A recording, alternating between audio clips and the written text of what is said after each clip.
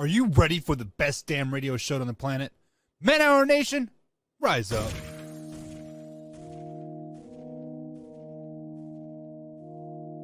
You don't want to be every time, no. I would like to personally welcome you to Man Hour After Dark. Say that thing. While I bring you the host, Mike, Buck, and Cone. You know who's coming to the stage. Sports talk than what you about to hear right here. I second that. Go. You know that it's us when we talking about sports. Giving you facts on the field to the core. Tune in, we need the support. 1 hour too short, then listen some more. On all your stations, not dropping no music. Starts like Adidas, but Nike just do it. Down 4 in the 4th, we go for the win. Michael 2 seconds, we taking it in. Buck, Mike, and Combs, you know what's going on. Man, now we're After Dark, no LA, we the big spark. No 4th and inches won't cut short. Got the best talking, it's all sports. Buzzing more than buzz beaters. We coming live all through your speakers, go.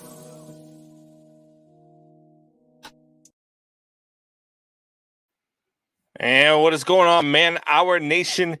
It's your boy, Beastie Brandon Combs, coming to you live on this Monday.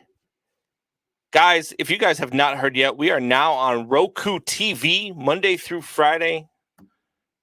That is on the Northeast Streaming Sports Network. We debuted today. It was good stuff out there. A lot of interaction. A lot of people reaching out, letting us know that they were watching. A lot of people seeing us on the Roku TV. They're telling me that they were putting up reviews and all sorts of stuff. So trying to get that channel going. So if you have not seen it, head to Roku TV. Head over to the Northeast Streaming Sports Network. And we, just give them some love. Give them a little bit of some likes, some shares.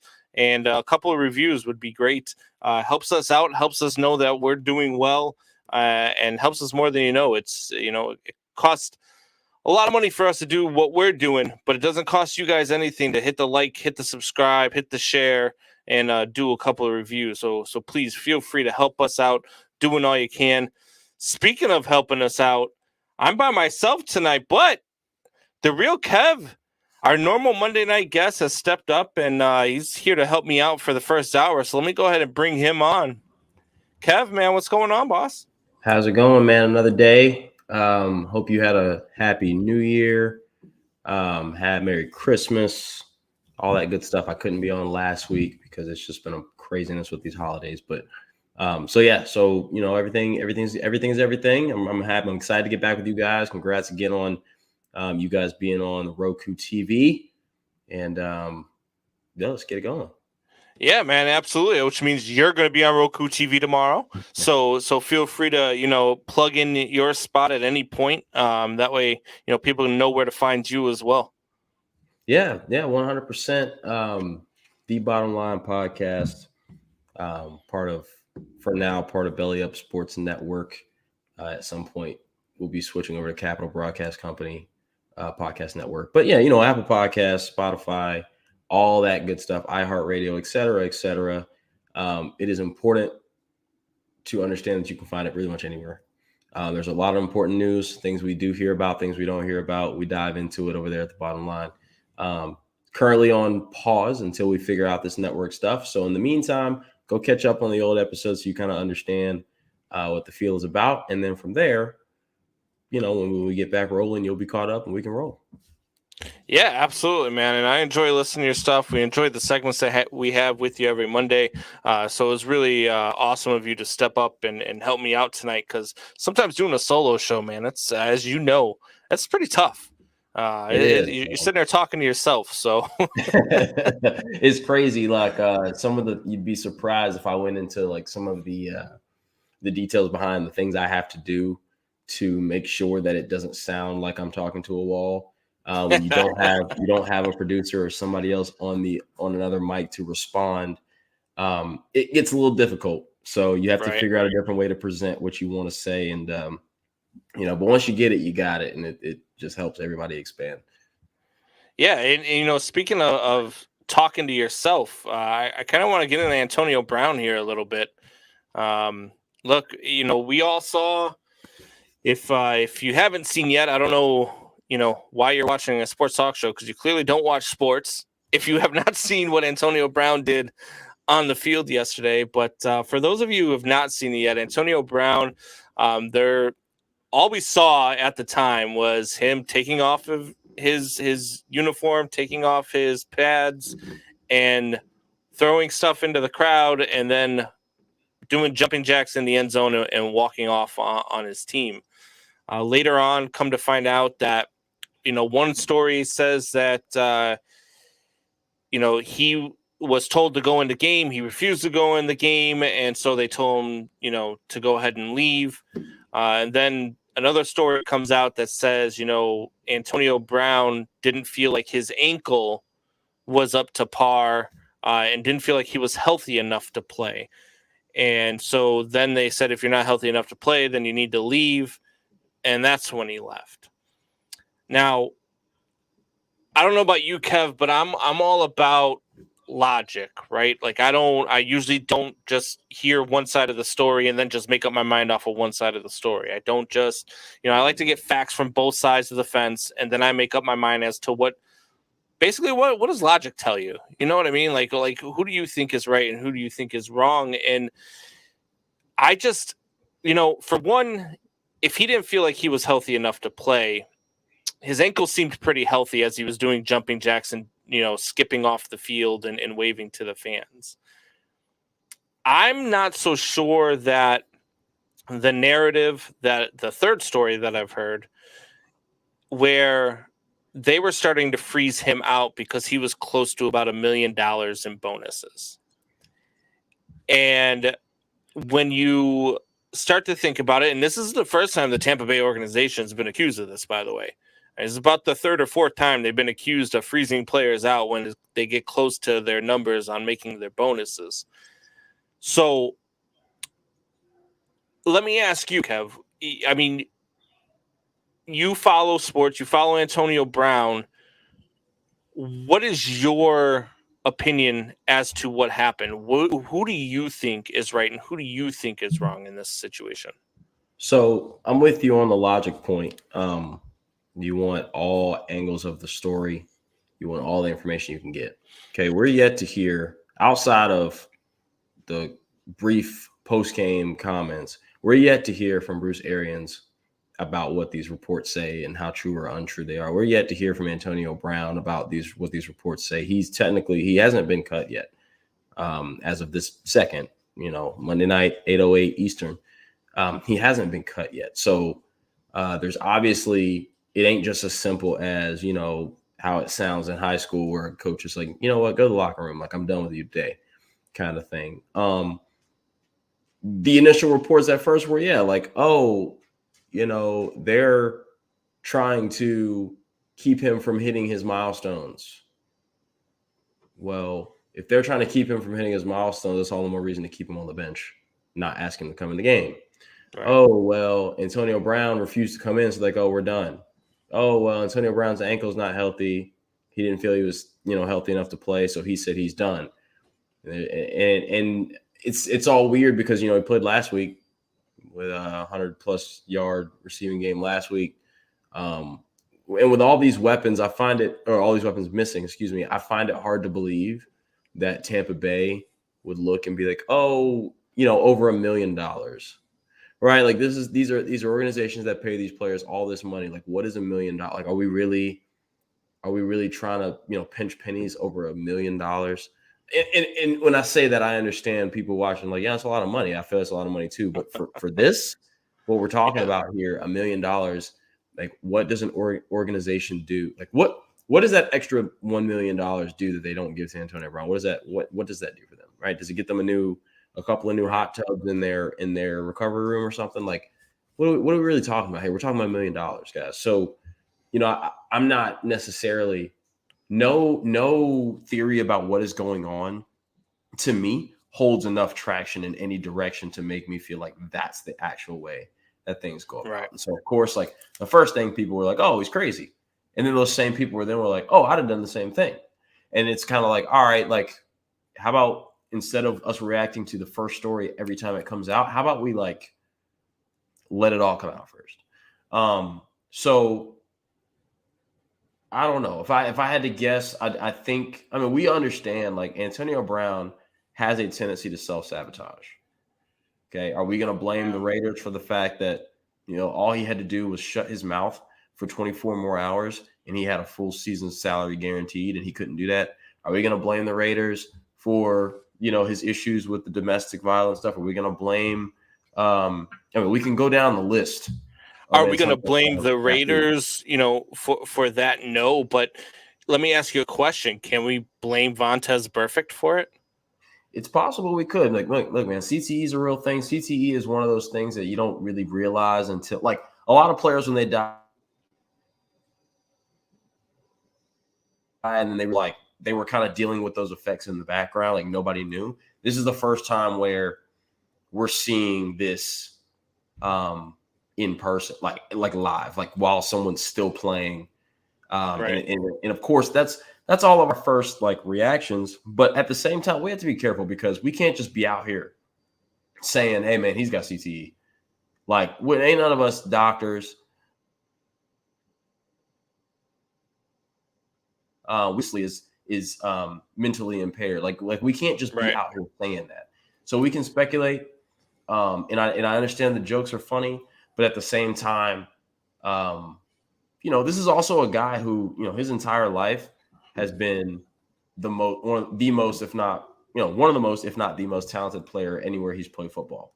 So he has been told his entire life that what you're doing doesn't really have much consequence because you're good at football.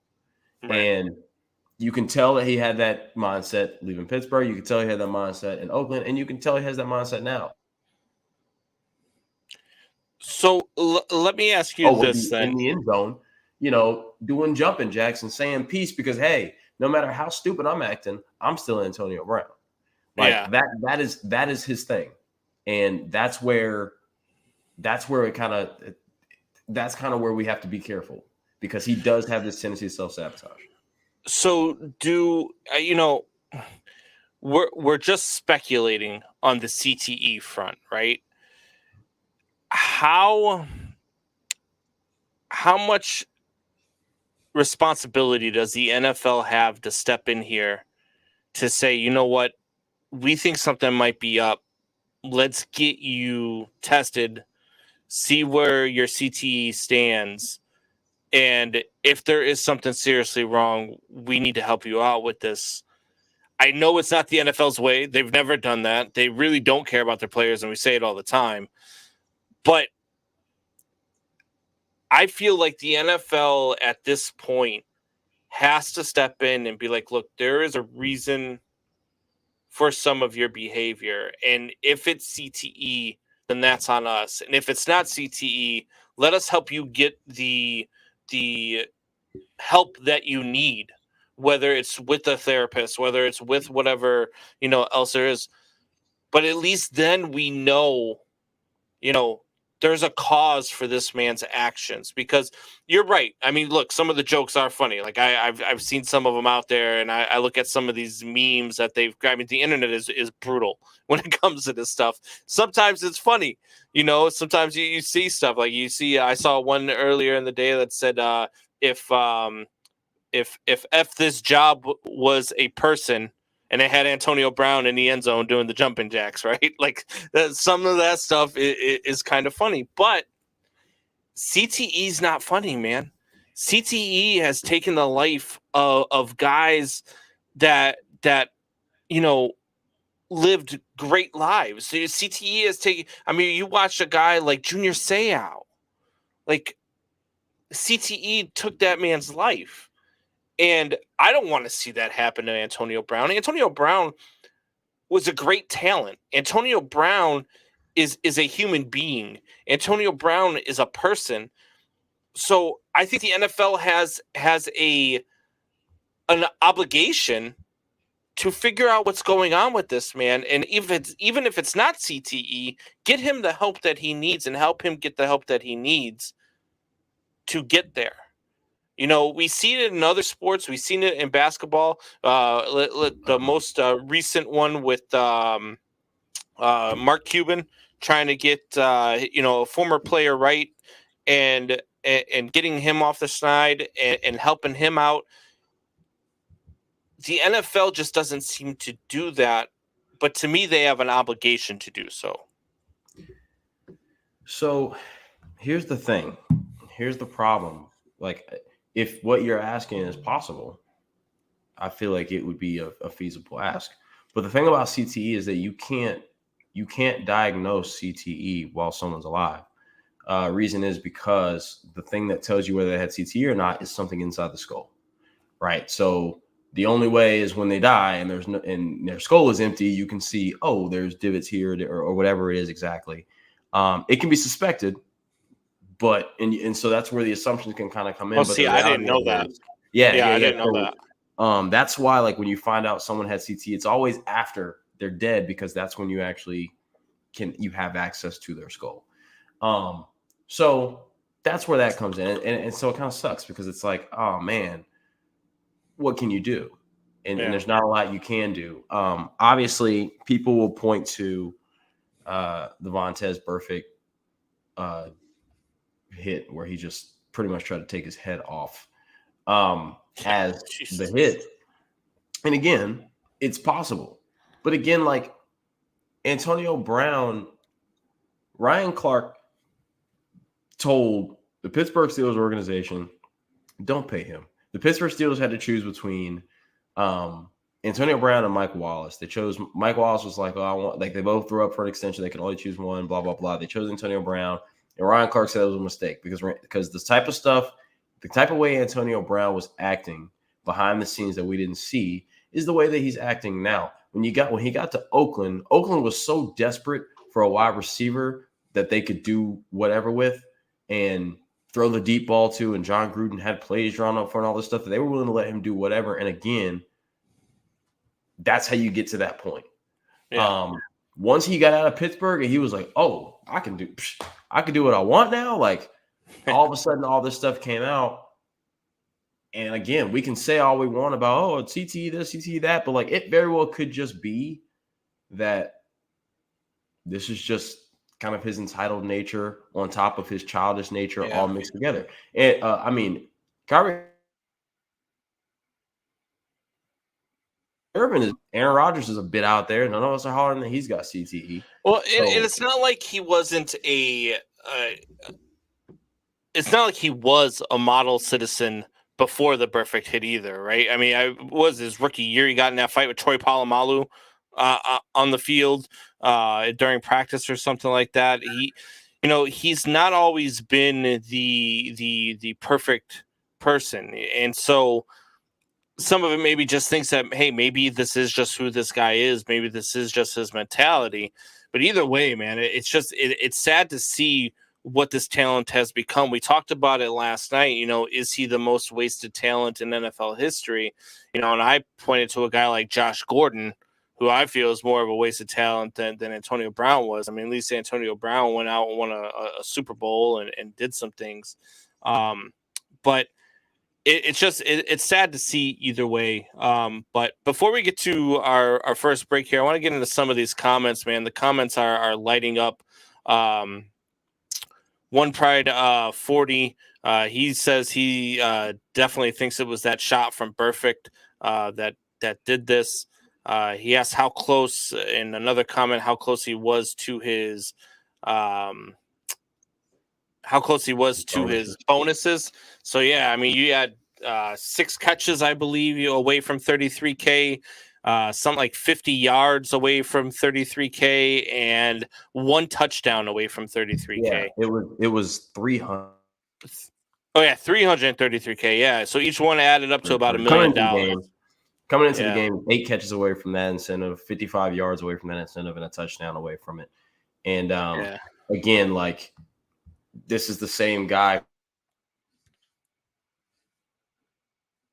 who come, midnight of opening day, and he had his full salary guaranteed for the year and couldn't keep his mouth shut for 24 more hours after all the nonsense he had even been through previously leading up during the offseason with the feet. And remember, this is also the guy who threw a hissy fit because he couldn't wear a certain helmet, right? Like, all this stuff. And that was in Oakland, which is, I guess, now Vegas. again, this is a guy who tends to self-sabotage. Like, I don't think that it is much different than that. The other thing people got to remember about CTE is one hit doesn't give you times have been hit in the head, but if this was, like Anquan Bolden, remember he got lit up in the end zone against somebody one time when he was playing for the Cardinals, and he was down and he had to like get his whole face surgically repaired, But that was the only real hit that he ever took. And no one was hollering about him having CTE. Like it's right.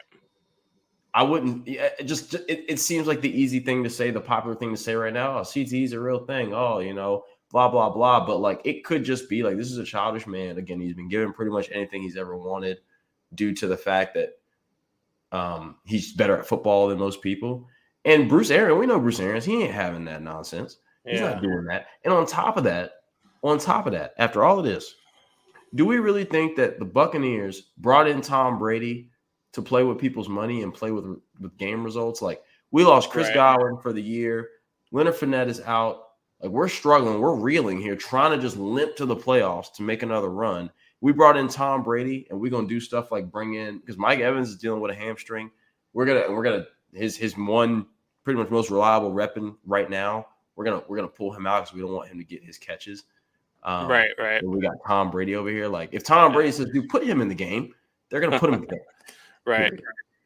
And I see you guys in there. I see Alpha Rob's in the chat. I see Drew's in the chat. Buck's been in the chat. Michelle's been in the chat. Appreciate you guys for chiming in. Alpha Rob says CTE is an excuse. How about maybe he's just out there? He's just like those Hollywood people that does crazy things. That's a good point, Rob. Like I said, or Alpha Rob, that's a good point. We all know weird people, right? And when I say weird, I don't mean weird. I just mean weird. Like, anybody we see that seems to think is different. They're having a different opinion is one thing. Having a way out their opinion is where we start calling weird. So when I say weird, I use that term loosely, but I don't mean it derogatorily or anything of that nature. So we all know people who it's like, oh, he's a bit out there. He's a bit extra. He's a bit different. Yeah. And, it's easy. And like I said earlier, it's easy to point to CTE just because it's the easiest thing to say right now. But in reality, it could just be, some of these celebrities, they don't take showers, right? Like we saw all that stuff. It could be one of those. Yeah. So we're up against the break here. We're going to get to our first break. And when we come back, we're going to get into some stuff that Kev wants to talk about. It's his weekly segment here with the real Kev. So staying with us, we will be back in 2 minutes.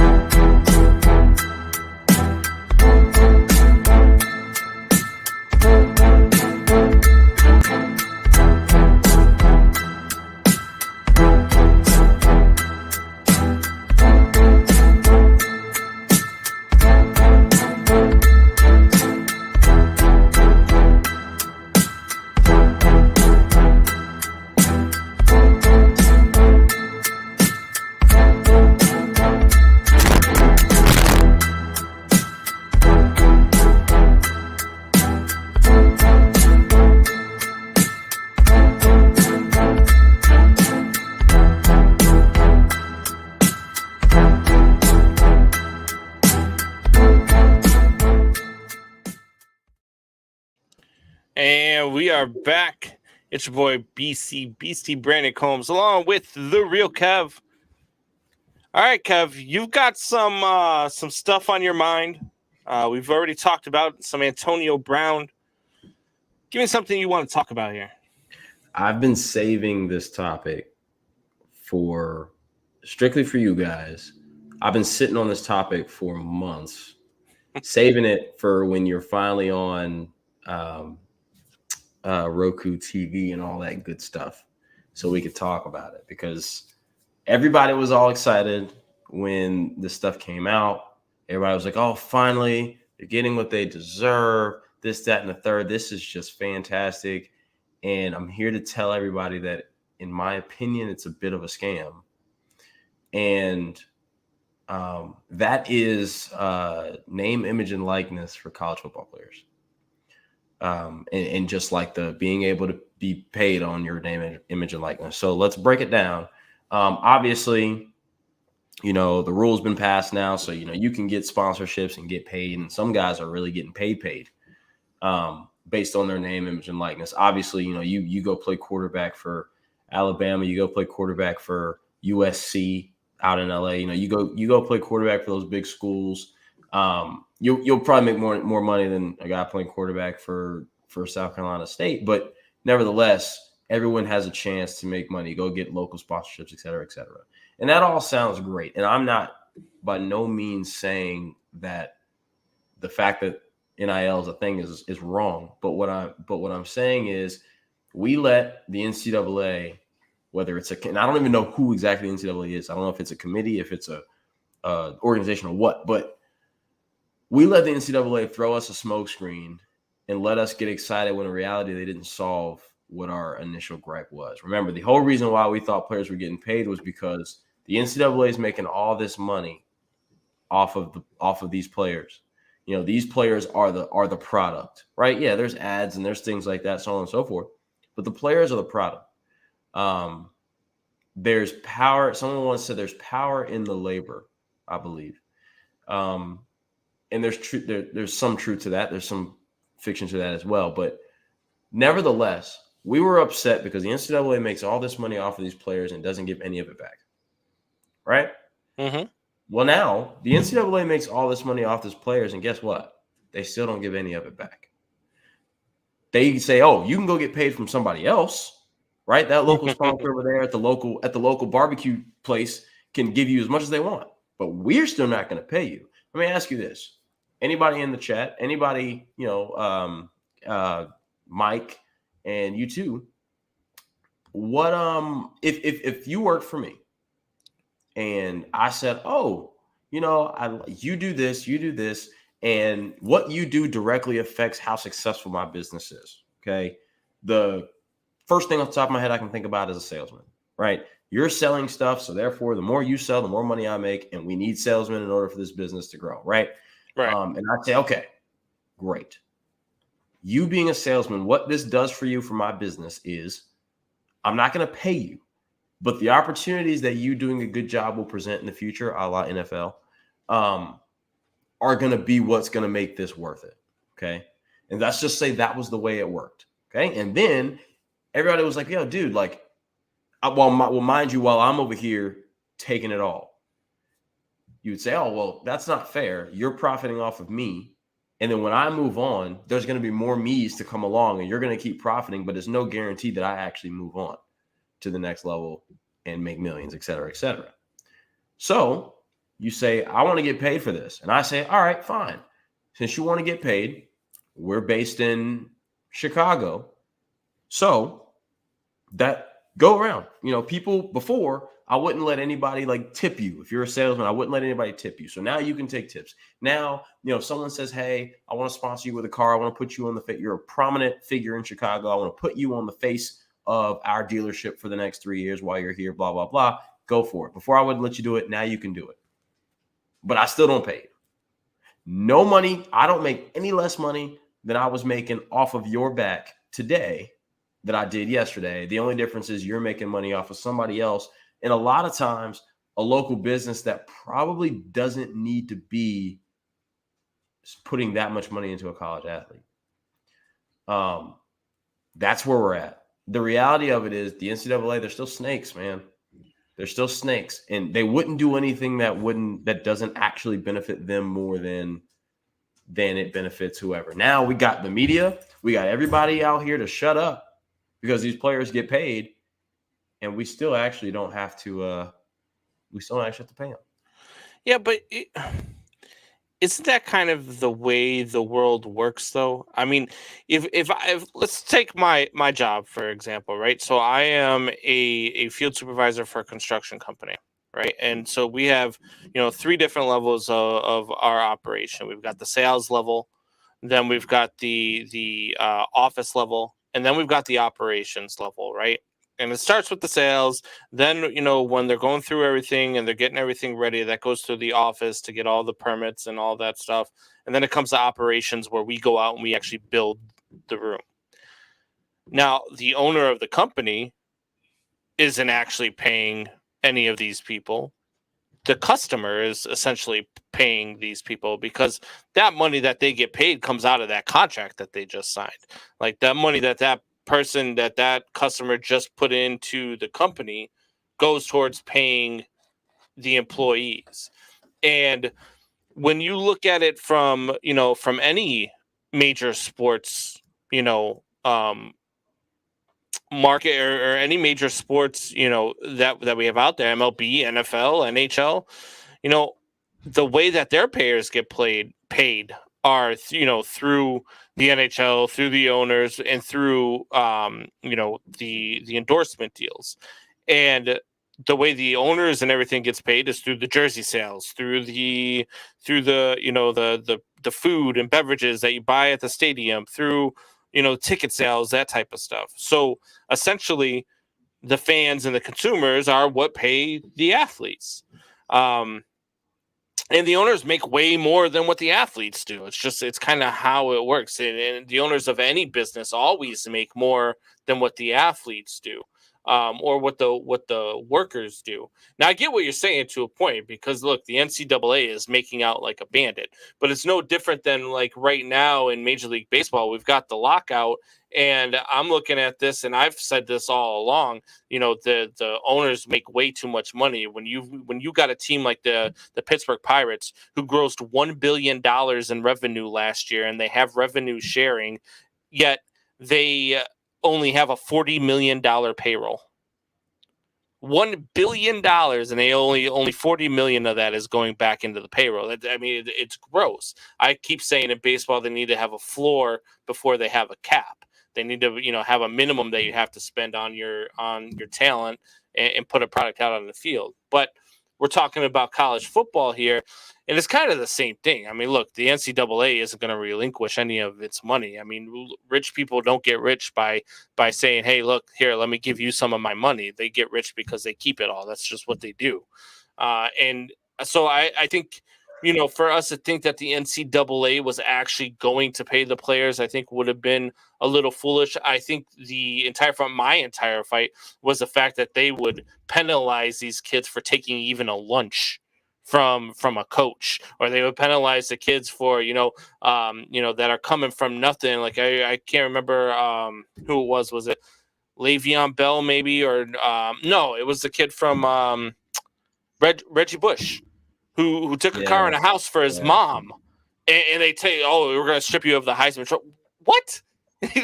Like, stop! If somebody wants to give the man a car and give his mom a house, he earned that. His play earned that. So I don't. I think it's a little bit out there, for us to have wanted the NCAA to pay these players. But I think it's kind of like any sort of, I guess, strike, right? Like baseball right now, they have a strike. The players aren't going to get everything that they want, and the owners aren't going to get anything that they want. They've got to make concessions and meet in the middle. And I think that's kind of where the NCAA and college players were at, was they met in the middle. NCAA was like, you know what? You're right. We shouldn't penalize you for taking all this stuff. Here, go make as much money as you want. Just don't take ours. So, all right. So I will say this. No, that's not. Yes, how you described is the way the world works. But at the end of the day, a consumer is paying a company whose company, you said the NHL or whatever, what they're paying their players is a part of the overall revenue. They need the ticket sales, they need the this sales, the concession sales, all of that to pay these players, because there would be no concession sales without these players, right? There would be no reason to come to a game if there was no players. So they pay them. What I'm saying is, what the NCAA is basically saying is, hey, guess what? The fans, they got to pay concessions and they got to pay tickets and they got to pay season, all that stuff. But also, the fans decide to pay you, not me. That's what I'm saying. So it's almost like, hey, Charlie's Chicago, I don't know what Phillips Philly cheesesteaks in Philadelphia has to already, people pay to get into games and see people play. They also then, if they want you to get paid, they got to pay you themselves. And that's where it's kind of different. The other thing with the professionals and the endorsements, of course, they sign contracts, and it's a little bit different with like the way their stuff works. If we're going to say, hey, we can at least be proud of the NCAA for the fact that they don't punish kids for trying to make a dollar. Right. We can say we can be proud of them for that, but that's not what the joy was. Yeah. The joy was not, oh, well, heck yeah, hoorah, they're not punishing these kids anymore. That wasn't the joy. The joy was all these kids can finally get paid. Right. And the last thing is, when you have a strike and a lockout, and you're talking about professional athletes, you're talking about Major League Baseball, NBA had a lockout, NFL, like they all had to go through CBAs and all that stuff. It's bound to happen from time to time. They make concessions because, like, owners and stuff, we're dealing with grown men, right? There's the problem with the NCAA is there is no representation for students. Who actually represents the students? Do they represent themselves? Is there a legal, like there is no NCAA PA. So therefore, the reality of it is the NCAA doesn't make any concessions they don't have to make, like that they wouldn't want to make, because they're not fighting anybody. They have 100% autonomy, and all the rules are made by them. So in reality, there's no like, oh, well, we'll give you guys a little and give you, because the reality is we need to get this media noise that's been sparking for 8, 9, 10 years. We need to get this off our back. Let's just go ahead and say, oh, they can get paid. But in reality, I in no way do I think, hey, we want to do this for you, so we won't punish you anymore. I truly believe this is a look, we're not trying to pay you because we don't really think that we think that what we do is more important than what you do. And so therefore, we're not going to pay you. Right. They can pay you. The people who pay to come to the games, the people who pay to eat the Phillips Phillies can also then pay Phillips Phillies so that they have enough money to then sponsor you. Right. On the back end. And then Drew wants to know, does the NCAA charge the business that wants to use the NIL with a player? That I don't know. I don't think so. I think that what that player does is his own, it's a private, like, I don't think they're allowed to touch that in any way, shape, or form. Now, remember the first, draft of the NIL was all the money's going in a pool, and then it's getting split evenly amongst all college athletes, meaning that the quarterback from Alabama and the quarterbacks from Alabama, USC, UCLA, LSU, Georgia, the top 10 quarterbacks that are going to bring in 35% of this NIL revenue it's all going to be split amongst, and we're not talking about just football players. We're talking about football players, basketball players, baseball players, soccer players, field hockey players. You know what I'm saying? Like, we're talking everything. That was the initial draft. And it was kind of like, all right. Then the next thing was, hey, players can't use it while they're in college. It has to go into a fund that they can't use till after they leave college, which is like they've tried everything they could not to let these guys ride around campus in a Benz. Right. For what? For what? And, one of the things that I've known since, meeting Buck, a little over a year and a half ago now, is he played for K-State. He was a linebacker for Kansas State. And I didn't know that the colleges actually do give the college athletes a stipend after every game. It's not like a crazy amount, but some colleges do. They'll give a stipend of like $1,500 or $2,000 a month to a college athlete. It probably depends on your status, with the team and whether or not you're a starter and all that other good stuff. But I didn't even know all that, ahead of this argument that I had brought up a while back before they even started paying the players. Now, I just don't know.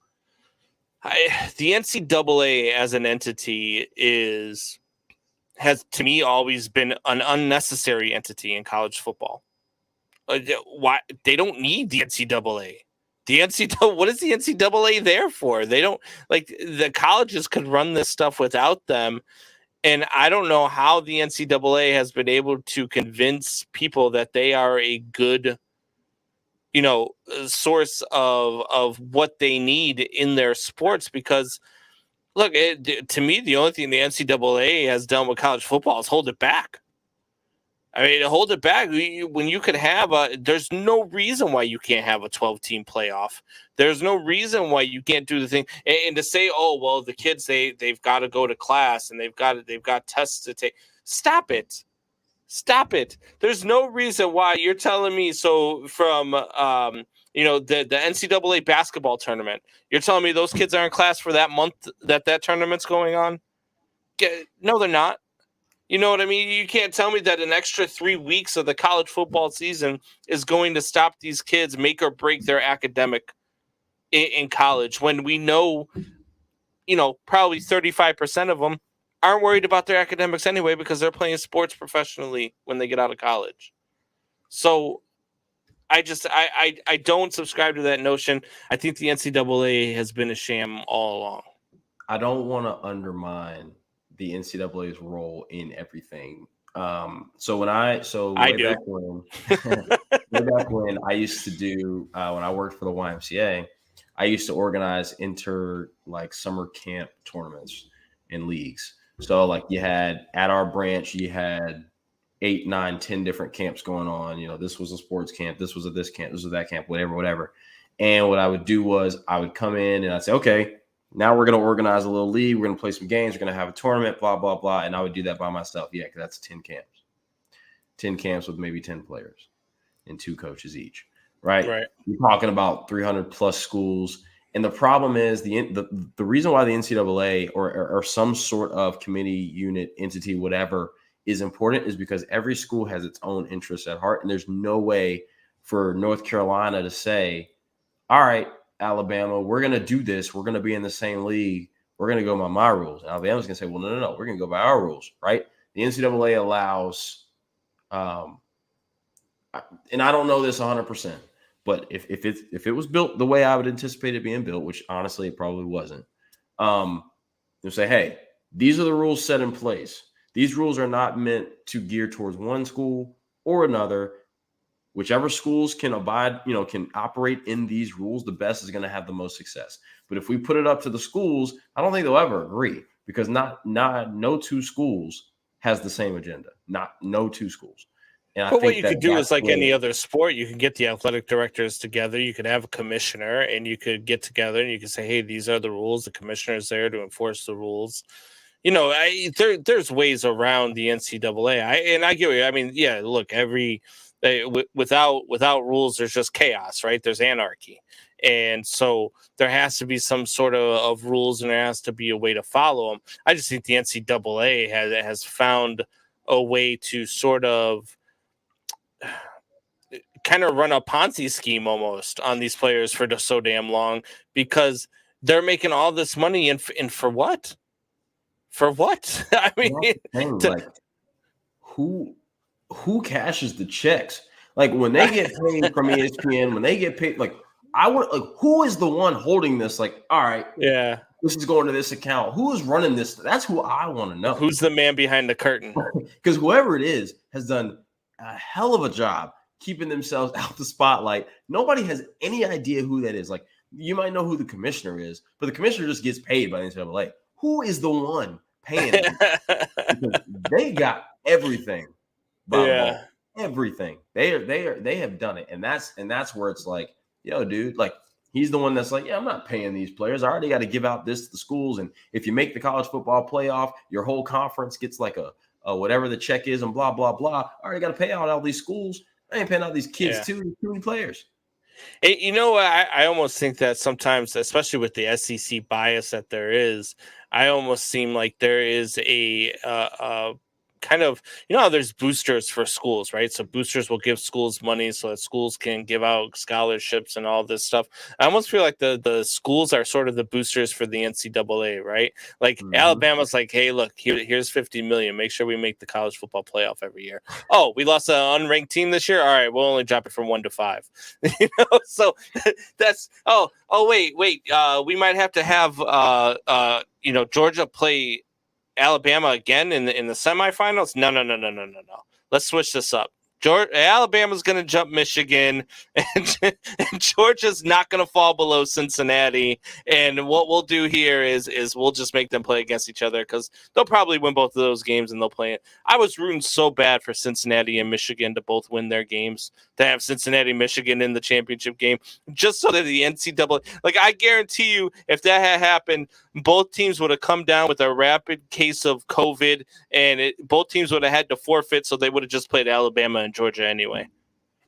Yeah, you're a little bit more of a skeptic than I am when it comes to that stuff. I do want to get to Drew asked another good question regarding the business references. Yeah, I see that. But if the business reference the teams in their ad, does the NCAA have the right to charge them because they don't have permission to use the team in their ads? I saw that earlier too, and that's a really good question because I would assume that they do. So the thing people have to remember is, even though the NCAA is an entity in which all the schools kind of fall under, each school itself is a private entity as well. Right. A school is a business, just like an NFL team is a business, and it is a business. So therefore, for instance, if I work for Combs Construction, or let's put it this way, if I work for Combs Drywall, and Combs Drywall is basically, think of the schools as vendors for NCAA, right? So right. Overall, there's a huge construction company that uses each individual vendor to get this whole thing built, to get this house built, right? Well, if I work for one particular, if I'm a vendor and I say, hey, well, this guy who works for me, I'm going to, promote him. I don't have to then go pay the overall big construction company. I don't have to pay them for that. I'm only just paying. So like, Alabama doesn't have to. Nobody, the schools don't have to. I'm sorry, Philly cheesesteaks, Phillips Philly cheesesteaks doesn't have to pay Alabama and pay the NCAA to use Alabama's quarterback. I think they just pay the quarterback. Now they may have to get a charge from Alabama because hey, like in order for Bryce Young to be on your thing, you're obviously going to have to promote that he's an Alabama quarterback. So maybe they have to pay Alabama, but I don't think they have to pay the NCAA. And again, I don't know, but from my 2 semesters, 1 year of business in college, this is all I can give you. And that's that it's a good question because maybe because you see ads out there all the time. Hell, I see a billboard all the time driving to work where it's Chris Bryant and he's doing an ad. And he's got, what most people know is he was playing for the Cubs. He's got a pinstripe jersey on, but the Cubs logo isn't on it. And he's just got a plain blue hat. So maybe they didn't have to pay the Cubs because they didn't use their logo, but they used their player, and everybody in Chicago knows who the hell he plays for. So Same thing with like the NCAA football game. They use all the teams' logos. They use their colors. They use their this, that, and the third.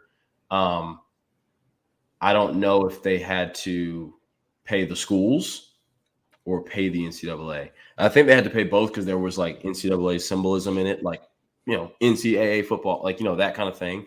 But had it just been, like for who was it? Greasy. Who was it that made his own football? I mean, it wasn't good as far as a game, but it definitely was like college football. Oh God, can I remember it for the life of me? His own video game? Yes.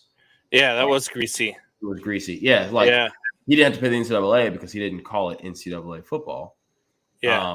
He only had like 10 schools. So in that case, we pay the schools. We don't pay the NCAA. And it was It terrible. could very well be a loophole that they're either setting up or that might already be set up again. We might be completely missing something that someone from legal might be able to look at us and be like, nope, actually, but that's why I'll never forget. I played an old Nintendo game back in the 90s. It was called Bases Loaded. And each team was the team that you would expect them to be, except one letter was changed out in their names. And every player, their first initial in their first name was their first initial in their last name. So they just switched them around. So like Andre Dawson was Dodre Nawson. And it was like, you're like, what did they just did this so they could get around paying people for Yeah, it was that's just to show you they'll do, and that's not just the NCAA. People do whatever they can to save $1. Businesses will do whatever they can to save $1, and they will do what they can not to pay people for their likeness. And this is a prime example. This is what they did. They said, well, we ain't gonna pay them, but to get y'all to shut up, they can pay them. And everybody fell for it, and it's just unfortunate to see. I mean, but what are you gonna do? I mean, I hope I don't get like hunt down by whoever for shedding light on this. But yeah, I mean, it's just one of those things that it's unfortunate. I mean, it's fortunate. Is it progress? Is a step in the right direction? Maybe, but it is still something as opposed to what it was before, which was nothing. Did you have another subject you wanted to touch on? I mean, Joe Burrow's that dude. Joe, yeah, he is. Joe Burrow is that dude, and he's I picked him up. I'm in a dynasty fantasy football league, and I picked him up, and I think it's funny. Have you seen the two pictures that he took in the locker room? The first picture is him and two black Bengals players, and the next one is him and two white Bengals players, and how his like pose and demeanor and everything is completely different. No, if you haven't seen it, definitely go look at it on Twitter. It's just funny. It's not something that I'm like thinking too deep into. It's just hilarious. So definitely guys check that out. But yeah, man, that was it. I think what we should do is we should really try to see if we can find someone who knows a lot about the legalities of this NCAA stuff to like talk with us about this, because as we talked about it, I got more interesting, and as Drew asked great questions, I got more interested in the answers to those questions. And so I think that like that is a challenge that we should take on, especially if we're gonna do the draft, unless you're not going, because you know how that is. Yeah, no, I'm going. I don't care what the wife says. I'll sleep on the couch for a month if I have to. I'm going to Vegas. I hear that. So yeah, so that's all I really had. I don't know when your next break is scheduled, but we got a minute here. I just want to go through the comments real quick. We had one Pride 40 wanted to know if we thought that Chubb was going to have a good night on the ground tonight. I always think Nick Chubb's going to have a good night on the ground, and especially against the Steelers defense that struggles against the run. So I think you'll be all right with your fantasy matchup. I assume I hope you're in the finals. I really hope you don't have a championship on the final week. I always hate those, man. I'd leave that fantasy league quick. My finals happened last week. So, but yeah, no, I think you'll be good with Chubb. He's always solid. Here's a quick little update. Nick Chubb, 3 carries, 34 yards. He busted out a 32-yarder. Baker Mayfield, 1 for 7, 20 yards. So yeah, it's going to be a Chubb night. Yeah. And if you need him to get 20 points, if he can get a touchdown on the board, I think he'll get it. Yeah, I'm watching it in the background here. They're punt after punt. They're through the first quarter, 0-0. But I got a lot of things going on here, Kev. We got I'm going to do some Bears talk here in a little bit. I'm going to talk some baseball tonight. But thanks for joining me. Thanks for hanging out and shooting the shit with me, so to speak. And let everybody know again where they can find you. The Bottom Line Podcast. If you want to follow me, we can talk about all this stuff. I'm out there on the tweets on the Bluebirds, at the real Kev _0, Instagram at the real _Kev0. The Bottom Line Podcast. We don't do as much action on the Twitter account of it, but it's at the bottom _pod, POD. And then, of course, like I said, you find the podcast wherever you get your podcast, guys. Apple Podcasts, Spotify, iHeartRadio, Odyssey, just all of it. It's everywhere. You can't miss it. Belly Up Sports Network for now. Capital Broadcast Network, probably a little bit later on. And, we're talking real stuff. We're talking stuff like this. Getting guests on to explain stuff like what we talked about today. Even CTE stuff, name, image, and likeness stuff. This is the kind of stuff that we talk about. So if you enjoyed this, definitely go give it a listen. Well, I enjoyed it, Kev. It was always good to have you on. We always have good conversation when you're on, man. I appreciate it. We're going to see you next week. Absolutely. See you next week. All right, man. Have a good one.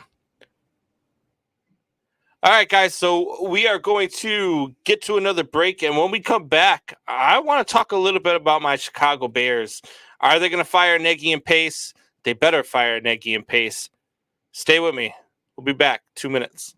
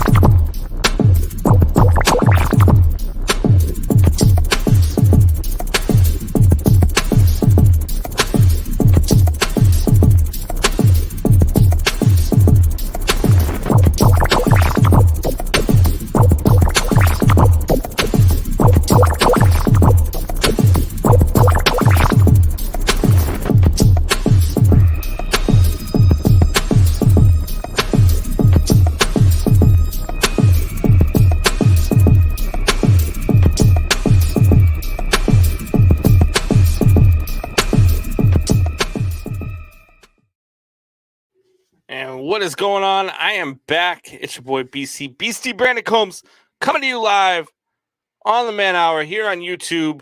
For all those that are watching this on Tuesday morning on the Northeast Streaming Sports Network on Roku TV, you guys can also find us live every Sunday through Thursday, 8 a.m. or 8 p.m. to 10 p.m. Eastern Standard Time. We are live. You guys could interact. That's how you get your names up here on the screen, like you'll see.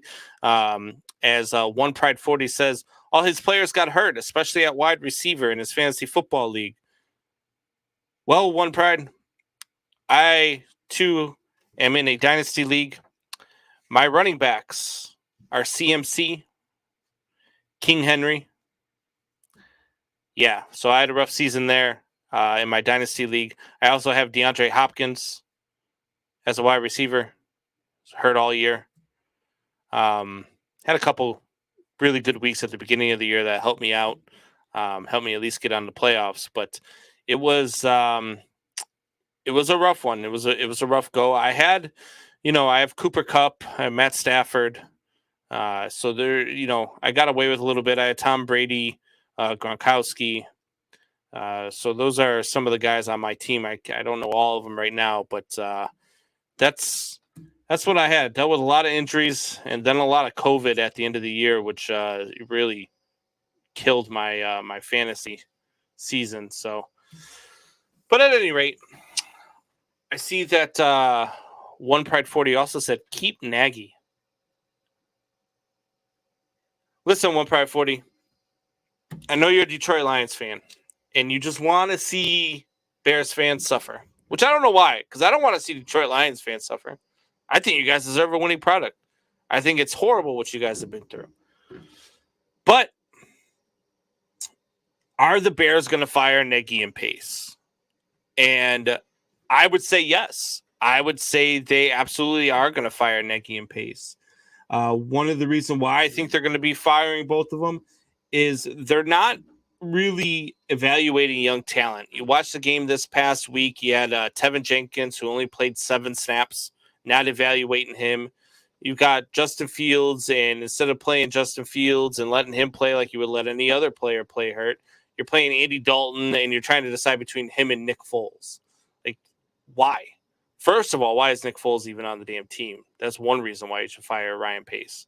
Second of all, you're playing against a guy who is named, God, I'm going to forget his name now. The quarterback from whatever the hell his name is, Long Neck is what I call him. And the guy throws for negative 10 yards. He had negative 10 yards passing yesterday.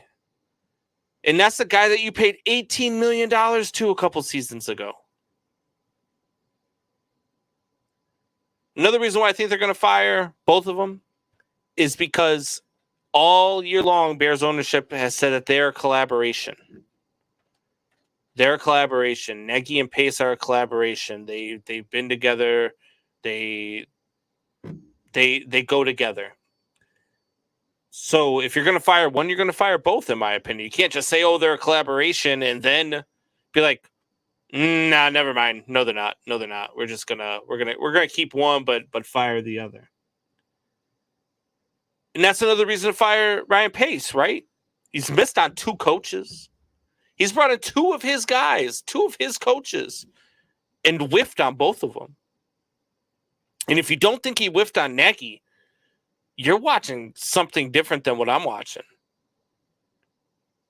If you think Nagy was anything more than the wrong choice, anything more than a guy who rested on the laurels of the fact that he had 1 year with a quarterback who was a rookie, who nobody saw coming, that was probably going to end up being a Hall of Famer right off the bat.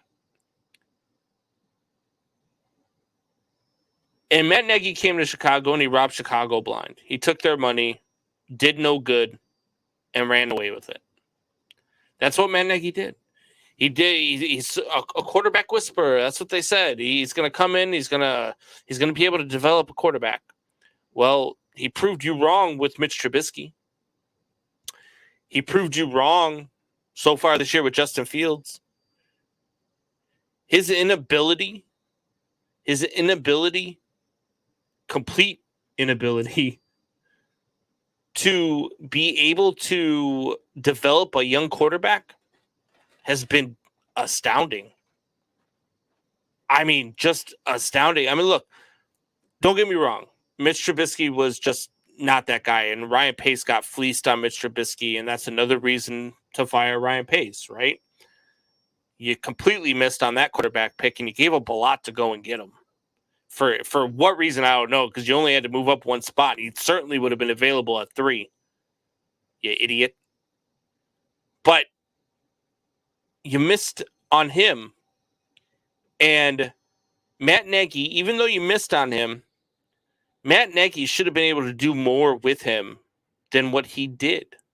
But Matt Nagy doesn't have the ability to adjust to his quarterback. He doesn't have the ability to say, you know what, this is my playbook, but these are my quarterback strengths. He doesn't go to his quarterback strengths. He wants his quarterback to adjust to his playbook. And that's not how you do things in the NFL.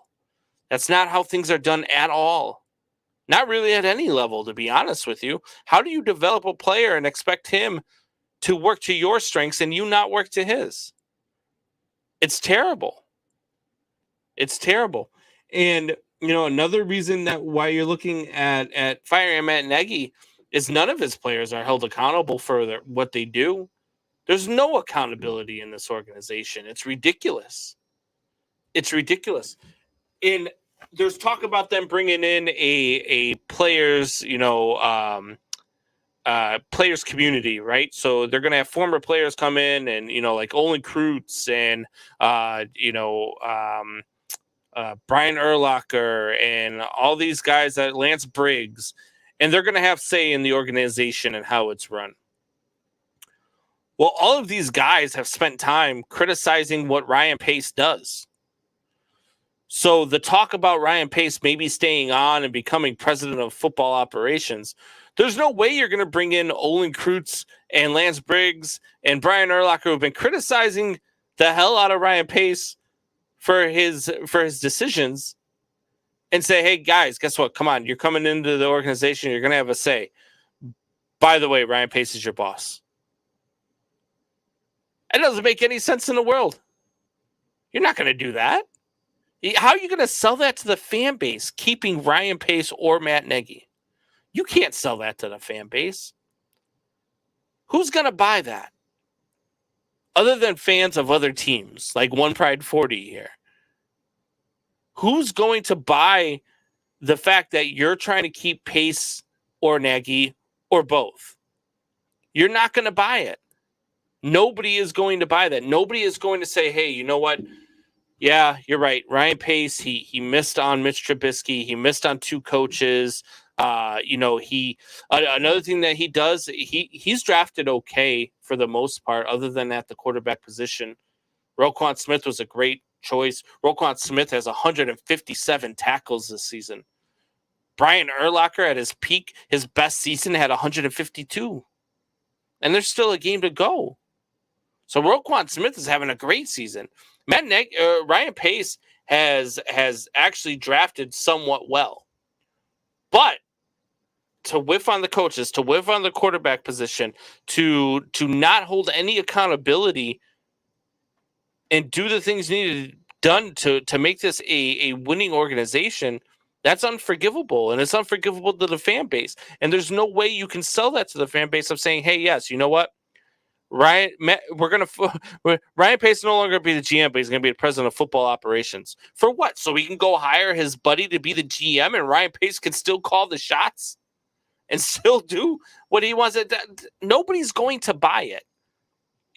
So if you're the Bears and you're going to say, hey, we're going to keep Ryan Pace, the only way you can justify that is say, look, we know he's with, but we think that this is the right choice. It's not going to be the most popular choice, but we think this is the right choice. And not try to sell it at all. Just say, hey, look, this is what we're doing and deal with it. Don't like it? Go root for the Lions. Like, I don't know how else to put it. That's what the Bears organization is at. And the problem with it for me, when I hear Drew say stuff like he's going to keep Ryan Pace, the McCaskies are going to keep Ryan Pace. They love Ryan Pace. The reason why I hate that idea so much is because it's plausible. That's something the Bears actually would do. And it scares the crap out because it's something that they would do. And they're just so poorly run from the top down. And it sucks because this is a charter organization of the NFL. This is supposed to be an organization that is run with class. It's supposed to be an organization that is competitive. This is supposed to be an organization that is at the top all the time. Now, I'm not talking about winning Super Bowls. I'm not talking about, because, look, not everybody's going to be able to do what the Patriots have done over the last 20 years, right? Not everything not every organization is going to be able to sustain that amount of success. It's been unbelievable what the Patriots have done over the last 20 plus years.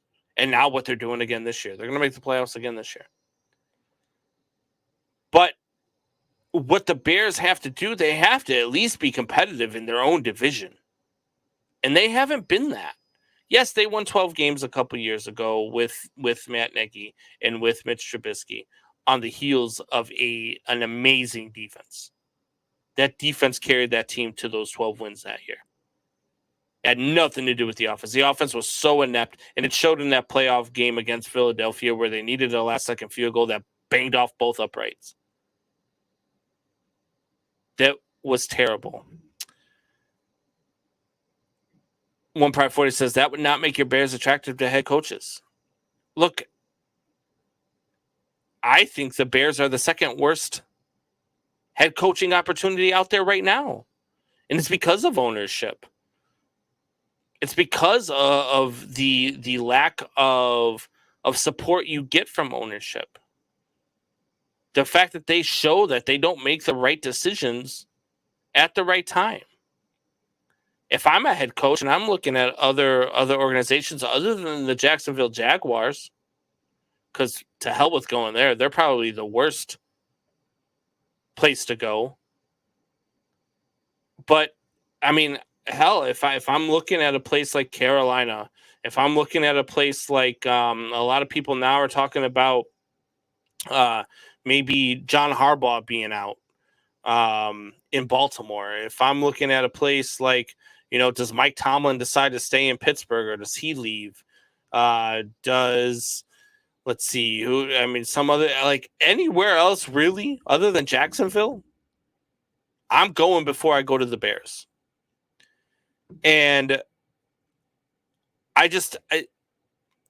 they need to get somebody in. They need to bring in a general manager who knows how to hire, who knows how to build an organization. Like I talk about it all the time when we watch them on Monday Night Football. But we've got to go out and get a guy who knows what the hell they're talking about. A guy who can go out and get an offensive quarterback to come in and show Justin Fields the ropes. And Alpha Rob says the Bears have to get the quarterback situation right. I don't know how it's going to take Fields time to develop. Look, Fields is an extremely smart quarterback. Fields learns on the fly faster than a lot of quarterbacks I've seen. And I've seen a lot of poor quarterback play. I'm a Bears fan. Our best quarterback of all time is Jay Cutler. So I've seen a lot of bad quarterback play as a Bears fan. But you can develop Justin Fields really easily as long as you're willing to adjust to Justin Fields' strengths. Bring in a guy like Eric Bieniemy from Kansas City who knows how to adjust, who knows how to make adjustments, who knows how to, when the chips are down like he's shown this year in Kansas City. Look, they didn't look so great in the first 6 weeks of the season, right? But now they look like they might be the best team in the AFC. Bring in a guy who just knows how to develop a quarterback, knows how to play to his strengths. Justin Fields is a stud. Justin Fields is a bona fide stud. Buck, I see you out there, man. Look, you're not even on the show tonight, and you're pissing me off. Andy Dalton is not a top 15 quarterback. He's just not. You can say it till you're blue in the face, just like you said that the Lions were going to win 11 games this season. You're out of your mind. Andy Dalton is not a top 15 quarterback. Look, the Bears need to part ways with Ryan Pace. They need to part ways with Matt Nagy for all of the reasons that I just talked about. It scares me when they go out and they win a game 29-3 against the terrible New York Giants. It scares me that ownership's going to look at this and be like, well, they're moving in the right direction. Maybe we should give them another shot. because that's what the Bears would freaking do. And it drives me absolutely bonkers as a Bears fan to watch something like this in this franchise, in this city, to show what they can do, to have to sit there and sit through this. The McCaskies, look, they're not going to sell. Should they sell? Sure. Yeah. Everybody in Chicago would love to see them sell. But they're not going to. They're not going anywhere. All we can do as Bears fans is hope and pray that they find the right GM. And that they give the right GM the space to go and do what he needs to do to make this a winning organization again. Finally get tired of losing. Look, being a Chicago guy, I sat through how many years of the Chicago Blackhawks under Bill Wirtz? Just horrendous. Horrendous owner. Wouldn't televise home games because he felt like if you wanted to see your team, you had to go to the stadium and pay him to see your team. Wouldn't televise home games. Wouldn't pay for high-priced players. Wouldn't bring in, high-priced talent. Wouldn't do any of that stuff. And the Blackhawks didn't win under him. And then he passed away. And as much as I hate to say it, and as much as I don't want the bad karma, him dying was the best thing that ever happened to the Blackhawks because then Rocky Wirtz took over. And Rocky Wirtz went out and got Jonathan Taves and Patrick Kane, and the rest is history. Won 3 Stanley Cups in the last, 11 years. And had a dynasty. Well, when they were struggling to score goals, went out and got Marian Hossa. Sometimes ownership, you're not going to win under ownership because they won't allow you to. I just hope that at some point the McCaskies get tired of losing, get tired of hearing people like me and other people in the media talking about how much they suck and how bad it is to be a Bears fan. It's terrible. It really is, because this organization should be so much better than what it is. And the owners of the organization are what's holding it down.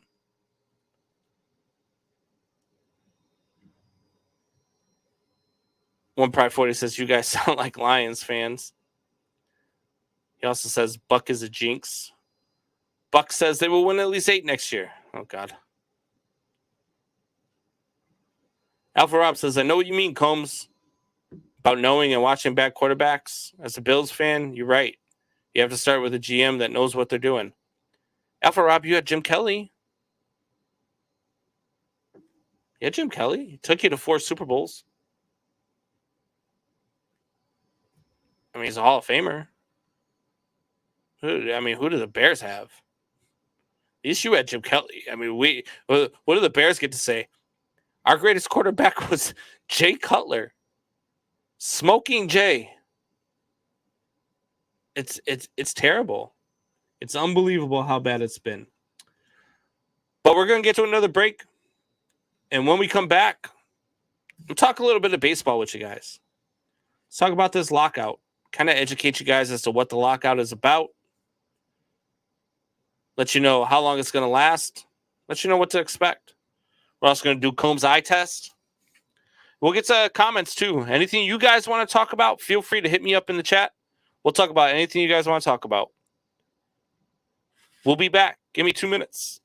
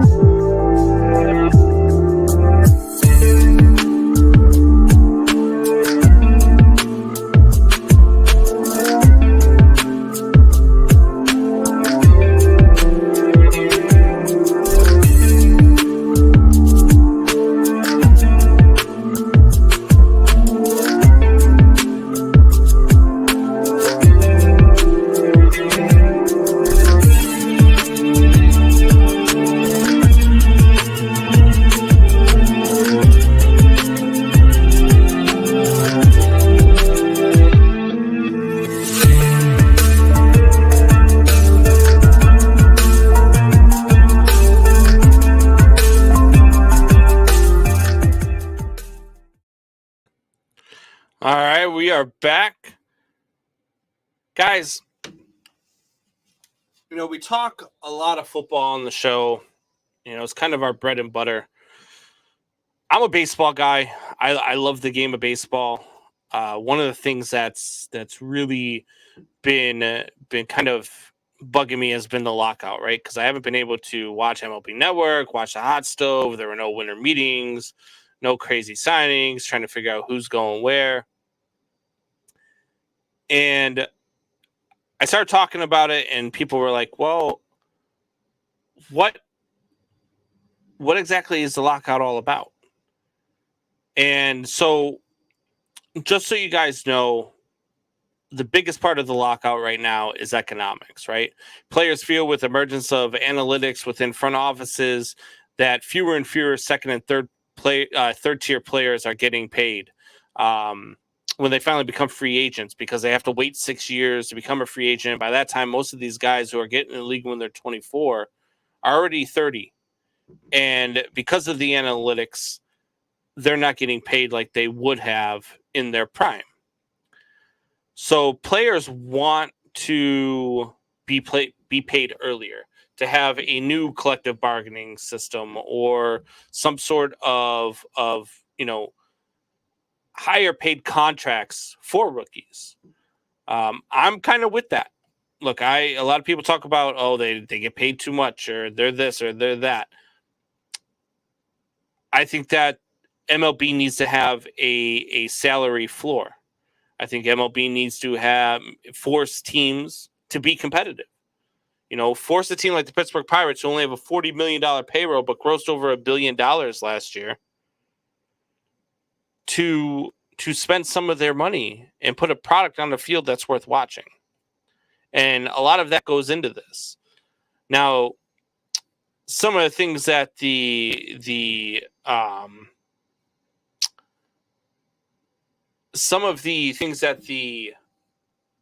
MLB is looking for is stuff like expanded postseason. They want to have 14 teams make the playoffs with creative attempt to incentivize the winning. So that would incentivize the Pittsburgh Pirates to maybe spend more money. The best team in each league would receive a bye, while other division winners would get to choose their wild card opponent. It's a pretty dramatic change for MLB. So it's one of the things that the players don't really want for some reason. I don't know why they wouldn't want it. It means more baseball. It means more money in your pocket. I don't really understand why a player wouldn't want it.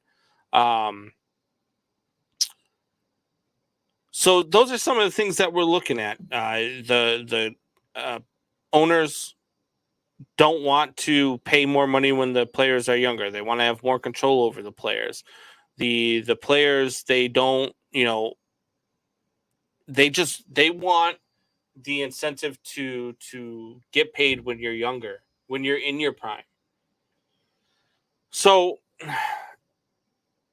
the biggest question is, who's going to win it? And I don't think that's going to be a win-win for the players or for the owners. I think that what's going to end up happening is the players are going to end up with something to be happy about, and the owners are going to end up with something to be happy about. It could be in the form of an overhauled arbitration system, could have the designated hitter in the National League, a higher luxury tax threshold, or a quicker route to free agency.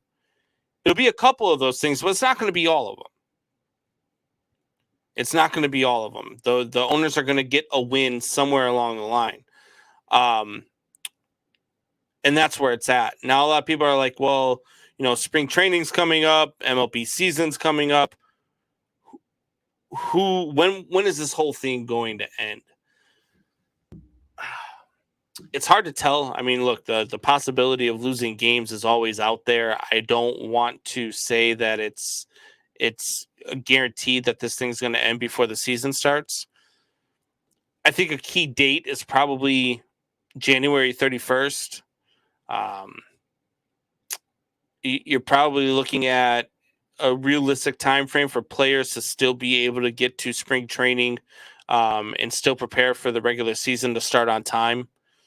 If it gets much past that, we could be talking about losing games. And that's not good for the game. It's not good for baseball. So those are just some of the things for those of you who are kind of passerbys in baseball. Maybe you like the game, but you don't love the game, or you don't watch as often. That's what's going on right now with baseball and with its lockout. And hopefully at some point here, we get a little bit closer to an end. So let's get to some comments here. Alpha Rob says, I kind of agree with that. You have a short period of time. You have to make the most money you can. I agree. Look, you're 24 years old and you come up in the major leagues. And I use Chris Bryant as an example. Chris Bryant was 24 and they held him back from starting spring training, which he was murdering the ball in spring training. I mean, the guy was hitting, I think he was hitting like over 500 in spring training. And they held them back and they said, no, you're going down to the minors, because if they didn't bring him up, if they waited till May 15th, they get an extra year of control. So they held him back. And then he makes $645,000 that year. He's the rookie of the year. Hits 30 plus home runs. The next year, he makes $785,000. And he wins the MVP, and the Cubs win the World Series, breaking a 108-year drought. Then he goes to arbitration that year and makes a record $1.5 million in arbitration. For a guy who just won the MVP and helped you end a 108-year drought, he had to settle for $1.5 million. It's crazy to me. And now he's dealing with all sorts of injuries. I've come out and I've said, look, the guy, he's got injuries. I'm not paying him what I would pay a guy like we're looking over there, Nolan Arenado. I'm not going to pay him the same that I would that guy. So they should get that concession. They should be able to make more money early. One Pride 40 says football is greater than baseball. I disagree. Highly disagree. I know that's what you guys come here for, though. So we'll back off some of the baseball talk. We'll get back into the football talk here. As One Pride 40 says, Baker is going to screw me over in fantasy football. Yes, he is. That's what Baker Mayfield does best. Wants to know who's better, Goff or Mayfield. Ooh. I'm going to go with Baker Mayfield on this one. I think that Jared Goff is just... I think his ceiling is lower than Baker Mayfield's. I think with Baker Mayfield, you at least have a chance to win football games. And I don't get the same feeling with Jared Goff. I just don't. I think that Jared Goff is a quarterback that, look, when your Lions made that trade, One Pride, Matt Stafford for Jared Goff, I laughed because you gave up a guy who was a great quarterback. I think Matt Stafford's a great quarterback, and I think he's shown it in LA.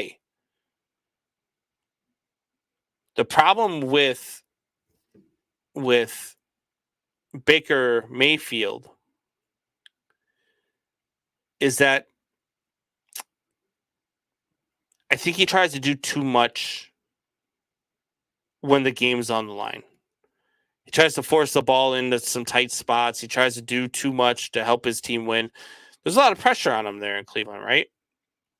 Because this is a Cleveland Browns fan base that is just starving for a winning team. And every year, people are picking them to win the Super Bowl. I don't know why nobody's learned yet. But every year, they pick somebody up in free agency. They're like, that's going to be what puts them over the edge.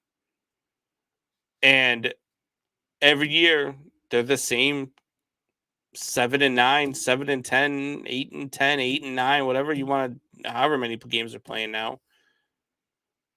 They're the same team every year. When you look at a guy like Joe Burrows and what he's doing Joe Burrow, I always put an S on the end of his name. You look at a guy like Joe Burrow and what he's doing in Cincinnati. That's what Cleveland fans expected out of Baker Mayfield. And Cincinnati's going to be good for a long time. Cincinnati is going to be good for a very long time. And what Joe Burrow is doing there is what they thought Baker Mayfield should be doing in Cleveland. And they're right. He should be doing that in Cleveland. He's got enough weapons. He should be doing that in Cleveland.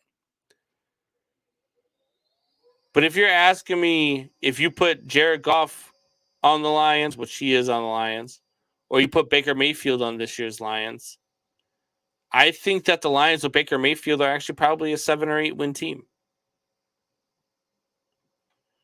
So that's where I'm at with Baker Mayfield. I think he's a very good quarterback. He's just not a great quarterback. Alpha Rob says, baseball has to make certain teams spend money. I agree. Drew says, Baker Mayfield panics and forces it. He does that a lot. Absolutely 110%. 2 firsts and a third. Yeah. And Jared Goff. I mean, the Rams have a chance to win the Super Bowl this year with the quarterback that you traded. They didn't have that same opportunity with Jared Goff. I know they went to a Super Bowl a couple years ago with him, but they weren't going to win that Super Bowl. Jared Goff isn't that guy. It looks like there won't be a lot of head coaching vacancies like there was last year. I think there's going to be a few more than you would think. Would you be surprised, 1/40, if John Harbaugh gets let go? After some of the decisions that he's made over there in Baltimore over the last couple of weeks? Going for 2-point conversions instead of trying to take it to overtime? Being a guy who, while yes, it does take a lot of guts to make that call to go for 2 instead of forcing overtime, when you lose, it looks like a horrible call. Now, granted, if you win, we're probably praising you for it. Wow, that's a really gutsy call and it pays off. Not all of us would. I would probably be more realistic. Like, man, I still don't know how he makes that call. But it didn't pay off, though. And that's what costs you a head coaching job. The fact that you lost the division after starting out 8-3, and you lost the division to the Cincinnati Bengals, it's going to be a hard pill to swallow. And that's going to be hard for John Harbaugh to overcome. So I would not be surprised if the Baltimore Ravens job opens up. Another job I wouldn't be surprised to see open up would be Seattle. I think the Seahawks might be searching for a new head coach. You got the Bears, you got Seattle, you got Baltimore. Let's see, who else could be on the hot seat? How about Denver? Denver's another one that could possibly open up. You know, they went out and got Teddy Bridgewater, supposedly got their guy. And they haven't been great. They've been underachieving this year. There's a lot of high hopes for them in Denver. They haven't panned out. What about Cleveland? Could Cleveland's job be opening up? So I think there might be a few more jobs opening up than what you think. I really do. Alpha Rob says Denver. I agree. I just messed. I think Vic Fangio could be on his way out in Denver.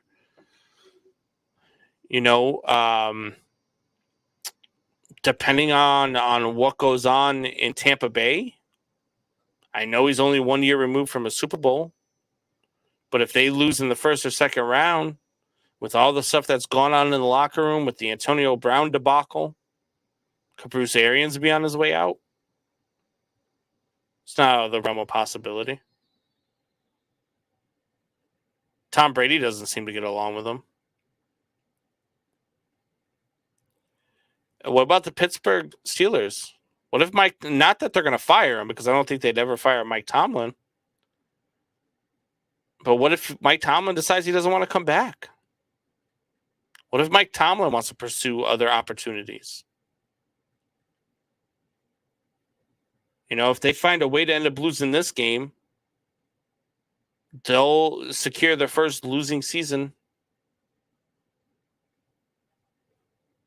Oh, no, I guess next week they could go 8-1 and technically not have a losing season. But if they find a way to lose this game, up 10-0 to the Browns heading into halftime here, that he could be a guy who's just like, you know what? I want to see what I can do. He's a guy I'd welcome in Chicago. I'd love to see a guy like Mike Tomlin. One prize says Joe Judge is safe. I mean, he went out on a limb last night in the press conference for the organization. That might have saved his job there. I don't know that Joe Judge is the answer, but what else are you gonna do? You're gonna. You see, there might not be a whole lot of vacancies. Let's start talking about where we think some coaches might go. A surprise that a lot of people might not see coming. We talked about him a little bit last night, about Jason Garrett to Jacksonville. Mr. Clappy himself, a guy who any owner knows he'll do what the owner says. That's all he did when he was in Dallas. Why not Jason Garrett in Jacksonville? See what he can do to develop a team, a very young team, a pretty talented team too. I think they missed at quarterback. I think they have a bust in quarterback. But maybe him to Jacksonville. I like Eric Bieniemy to Chicago. I've been saying that for a long time. Drew says, I don't know any team that wouldn't hire Tom. I agree. If Tomlin became available, every team in the league would halt their head coach search until he got hired. He would be able to interview with any team in the league he wanted to.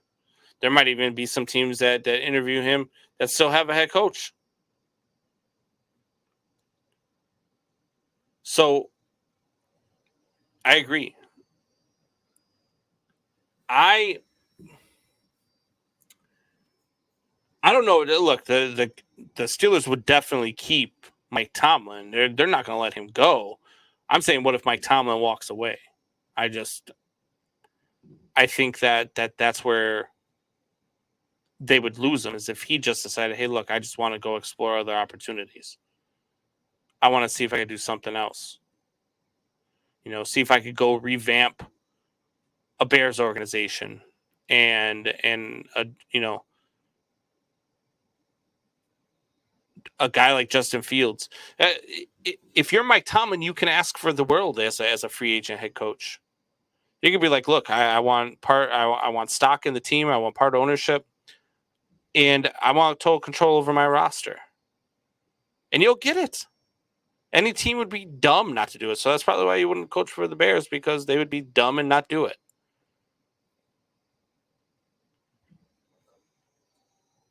Alpha Rob says, speaking of bust, how about Tua? I don't know that we can call Tua a bust just yet. But before he was drafted, I said it would be a horrible draft pick if the Dolphins picked him at 5. And then the Dolphins picked him at 5. And it hasn't been so great. Now, they did go on a run. They have been playing better football as of late. And that was in big part to Tua's play.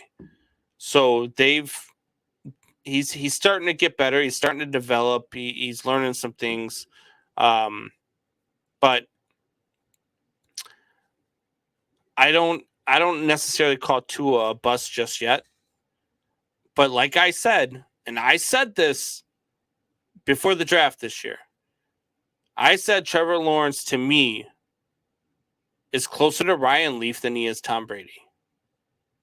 And people laughed at me. So I don't know what you're looking at. I don't know what you're seeing. And what did he do in his rookie year? He went out and put up Ryan Leaf type numbers. Actually, I think he exceeded Ryan Leaf's numbers in a bad way. So I don't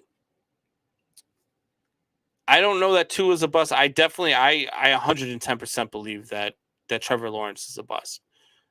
I didn't think his game was going to translate well into the NFL. I think he was a college quarterback. And there's a lot of guys in the league that are like that, though. A lot of guys in the league that are college quarterbacks, and it doesn't translate. And you very rare that you find the Patrick Mahomes of the world who are losing quarterbacks in college and then just take the NFL by storm. So Alpha Rob says he hasn't shown you anything that made you say, okay, something is there. Are you talking about Trevor Lawrence, Alpha Rob? I haven't seen anything from Trevor Lawrence that made me say that this year. Nothing. I don't believe in Trevor Lawrence. I've watched him play. He doesn't make the right reads. He doesn't like getting hit, and he gets hit a lot in Jacksonville.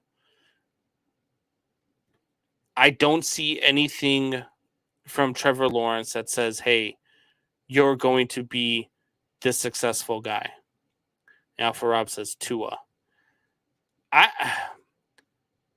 I've seen enough from Tua to say, yes, he's developing. There is something there. This little run that they've made over, the last 6-7 weeks before they got beat this past week has made me say, all right, you know what? Tua's doing something here. He's leading this team. They're making a push for a playoff spot. So there is something there in Tua. He is developing. He is going on that run. He is able to will his team to win. He does find a way to win when he needs to. So, yes, I do believe that Tua is going to be a serviceable starting quarterback in the NFL. But when you get picked at number 5 in the first round, you need to be more than a serviceable quarterback in the NFL. When you get picked at number 5, you need to be a top 10 quarterback in the league. And right now, Tua is not a top 10 quarterback in this league, and I don't know if he'll ever be that. So that's where I say that Tua is the bust. I don't think he's ever going to be what he was supposed to be prior to that hip injury. Actually, prior to that hip injury, I didn't think he was going to be what he was supposed to be. So, no, I don't see that from Tua, just like I don't see it from Trevor Lawrence. So, One Pride says top 10 picks better be all-stars. Completely agree. Drew says, I think Tua's brother is better than him. Ooh.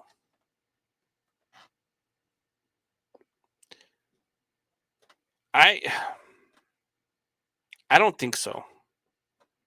There have been cases where I've thought that the younger brother was better than the older brother, even though the older brother got all of the accolades and all of the attention. I remember Michael Vick was playing, and his brother was at Virginia Tech, and I thought his brother was a better quarterback. Granted, he was stupid and made a whole lot of mistakes, more than his brother even did, and never materialized in anything. But I thought Michael Vick's brother was going to be better than him. Some people can make the argument that Eli Manning is a better quarterback than Peyton Manning was. I mean, prior to going to Denver, Peyton Manning only had that one Super Bowl. That one Super Bowl in which the Bears kind of gifted it to him by deciding to play a zone defense in the second half. So there is an argument for Eli Manning to be better than Peyton Manning. But I don't know that you're going to get that with Tua and his brother. Alpha Rob says Tua looks small and thin with an average arm and speed. Yeah, he is small. Tua is small. That's been the knock on him since he was in college. It's the knock I had on him. I said he's too small to play in the NFL, and I know we have small quarterbacks that play in the NFL and play well. You look at Russell Wilson, you look at Kyler Murray, but Tua doesn't have those tangibles. Tua doesn't have the abilities of a Russell Wilson or a Kyler Murray. He's not fast enough, doesn't have a strong enough arm, and really doesn't have enough of a quarterback presence. So I agree. I agree with your assessment there, Alpha Rob.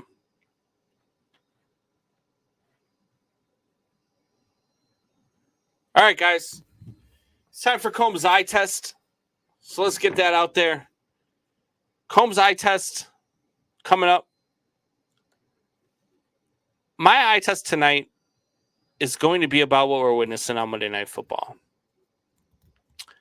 It's about the charade that is Big Ben right now. And I like Big Ben.